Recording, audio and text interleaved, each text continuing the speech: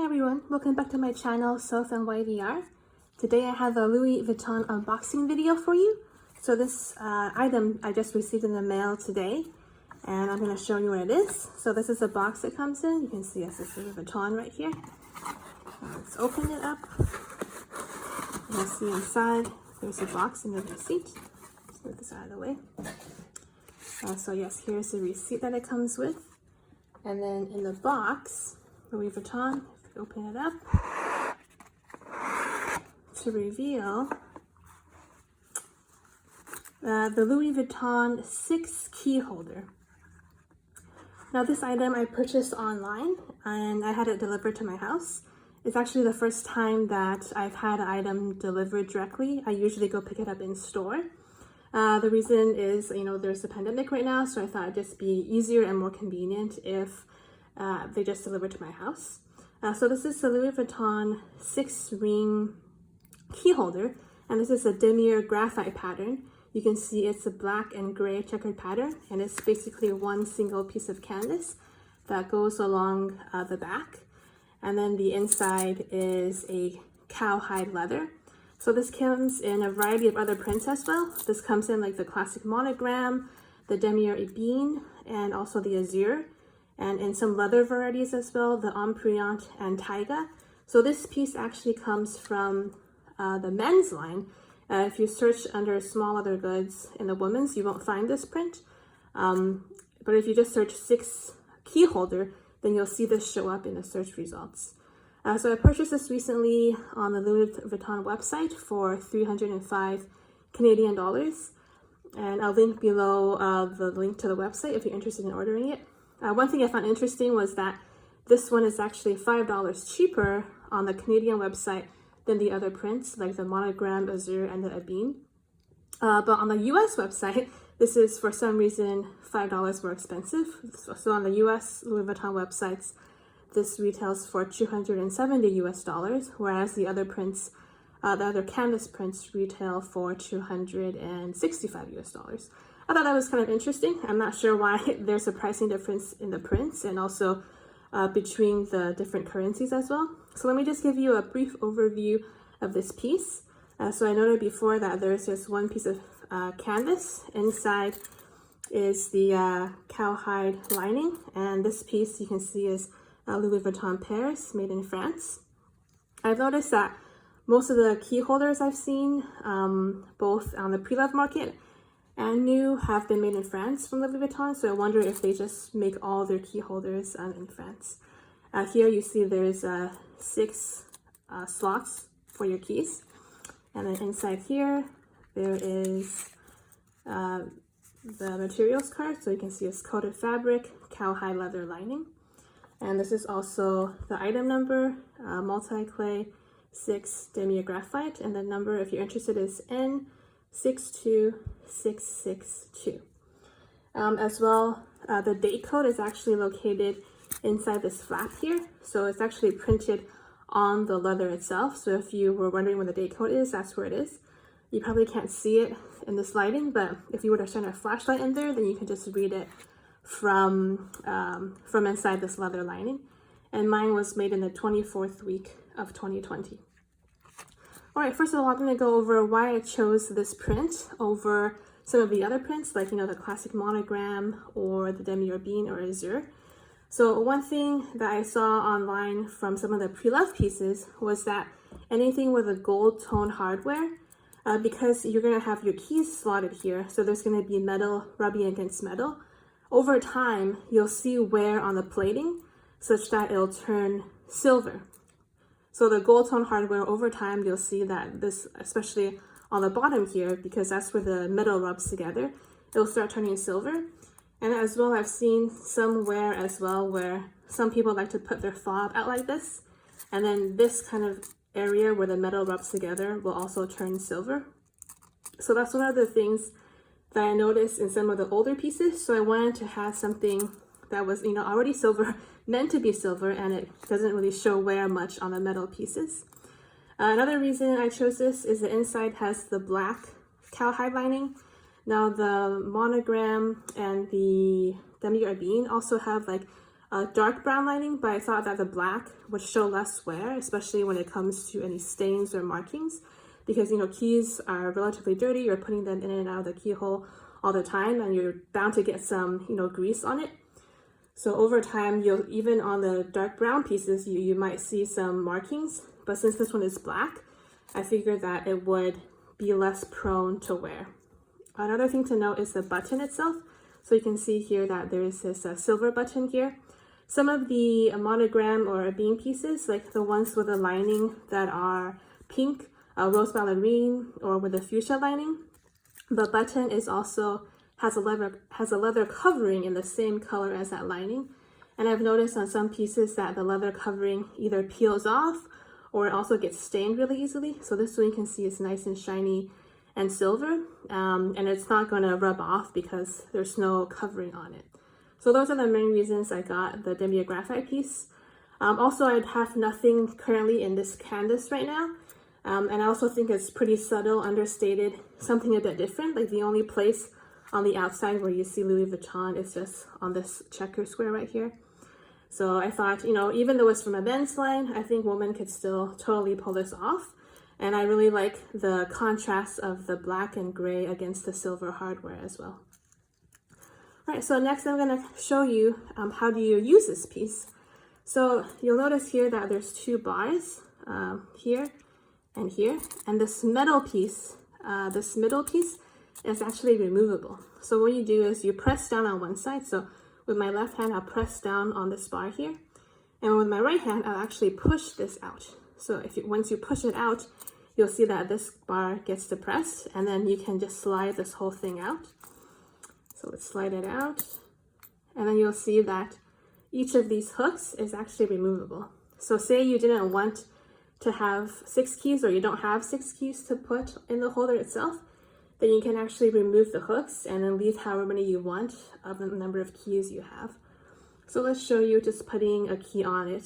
Let me take one of the hooks here. I have my key here. You notice I have a key on a ring, and I'll kind of explain a bit why that is, why I'm not putting the key directly into this hook, but rather into the ring first. So you simply slide it in like so. Then you have your key, and you can now put it back onto the holder. Next, then we put a fob in. So I have my car fob, like this one. And then I will put it into the hook as well, like so. And then you hook this back in. And I'll show you kind of a trick. So say you had more than one key fob. So say you also live in an apartment and you need that to access the apartment. So I have an apartment key fob here as well. So now you'll notice that, you know, if these were side by side in the piece itself, like it won't really close properly. Like you'll see that it's too bulky for it to close. So what I'm going to show you is how do you still use both fobs in this piece, but not have that issue. So let me put this back. And then I'll take out another ring, and let's put in the apartment fob. So like so. So you notice here I have attached to, you know, another Cara binder and then making it a bit longer. So I'll show you why that is as well. All right. So now we have all the hooks. Well, three out of the 6 hooks have been occupied. And, you know, I probably have more keys I can put on the other 3 empty hooks, but for the purpose of this review, I'll just show you this with 2 fobs and the key. So now that you have everything in place, then what you want to do is actually slide this back in. So what you do is you basically press down a bit, and then you can slide it back into you want to align basically this bar with this right here, and you push down, so you have to use a bit of force. And then it just slides back in like this. Now you see that, you know, everything is secure. The hooks are not going anywhere. It's now held in place by this bar up here. So now you see that I have my car fob, also my apartment fob. So because these can't both fit in together, what I've done is basically let this one hang out. So now because this piece is pretty round, it won't really scratch your bags. then you can just have this piece hang out and just carry it like this. Then you can have both your apartment fob and your car keys with you at the same time. I have noticed that some people like to do, something like this, where they'll dangle it from the top and then close it so that, you don't have to have this long piece here. But as I mentioned before, there could be wear as this metal piece rubs against this metal piece, so something to note. So I kind of prefer to have it like this, where it dangles out from the bottom and you're not, putting the ring itself upside down.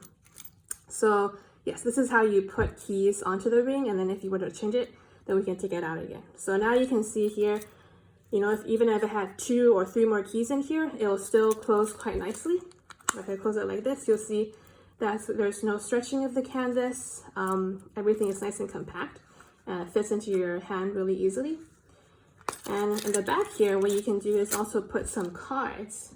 So I have here just some cards for demo purposes. So for example, say this first one was my driver license, and the second one was, one of my most frequently used credit cards or debit cards. So what I can do is I can actually slide that into the back. You probably can't fit too many cards in here. Like I would say maybe maximum 2 or 3, depending on the thickness. And then now you have, say you were just traveling light that day, you're making a quick errand. So now you have everything in one place. You have your driver's license, your credit card, as well as your keys, and you're good to go. You don't even have to bring a purse or anything like that. So I think I'm really excited to add this piece to my collection. Currently, what I've been using for keys is just a pouch, like a zippered pouch, and I've just been putting the keys inside. So you have to unzip it and then take the key out and re-zip it each time you want to use your keys. So I thought this would be more convenient. Another thing I want to point out, so just now I mentioned that I added this additional ring here. And the reason for this is you can see that now the distance between the key holder and your actual key has been increased by, the length of the ring. So when you actually go to open the door, you have some more space to maneuver your keys as you're turning it in the keyhole. Whereas if the ring wasn't here, then the key would be like down here, which would be not much clearance, and this key holder, the piece might like hit against the door and stuff. So that's why I've added an additional key ring here, so that you have more clearance when you go and open the door. So yeah, when I add my other keys in here, I'll make sure they also have this ring, just so it makes it more convenient as well. I'll definitely do, a wear and tear update on this piece. I'm hoping that it doesn't get too much wear in a very quick time. Some of the common places of wear I've noticed have been indentations on the sides of the piece, because you see, like when you close your key holder, it's putting pressure against the sides. So then over time, that pressure could lead to indentations on the sides here, and you may see some imprints. As I noticed before, I mentioned before, if you have a light color fabric or a light color leather, you'll probably see some markings on there more easily. Another place you could see where that applies to all pieces, not just, doesn't matter the leather color or the print, is actually the glazing. So you can see right now the glazing, is in pretty good condition. It's pretty even throughout the piece. But then over time, since when you're taking your keys in and out, this flap, you're constantly putting stress on here. So these 4 corners, like here, here, here, and here, are some of the things that have the most stress points, especially if you have, something bulky in here. And then when you close it, it may also put stress on those corners as well. So just to note that if you do notice that some glazing has peeled off or has rubbed off on the corners, you should probably get it fixed as soon as possible so that they could reglaze the piece for you. I'm not sure how much that would cost. I've not had any reglazing done before, but I do know that, if you have some glazing wear and the canvas actually cracks, like if the glazing has worn off and the actual canvas has cracked, then Louis Vuitton cannot really do anything for you, because since the whole piece is just, one length of the canvas, they can't really just replace it for, just the corners where the canvas is cracking. So If that happens, then you'll just have to live with that cracking, and then maybe over time get a replacement for your key holder as well. So yes, yeah, I think I'll quite enjoy using this piece. I think it will be an everyday item for me. I really like the way it looks and how it feels. It's so compact in your hand. You can just carry it very easily like this. So yeah, so I'll definitely do an updated wear and tear over time, maybe in 6 months to a year, see how it goes. If you have any questions about this piece, please feel free to leave a comment and I'll answer as best as I can. If you like this video and found it helpful, then please give this video a thumbs up. And then if you enjoy my channel, then please subscribe as well. I plan to do more videos on luxury goods and beauty. And I hope to see you guys soon. All right, bye-bye.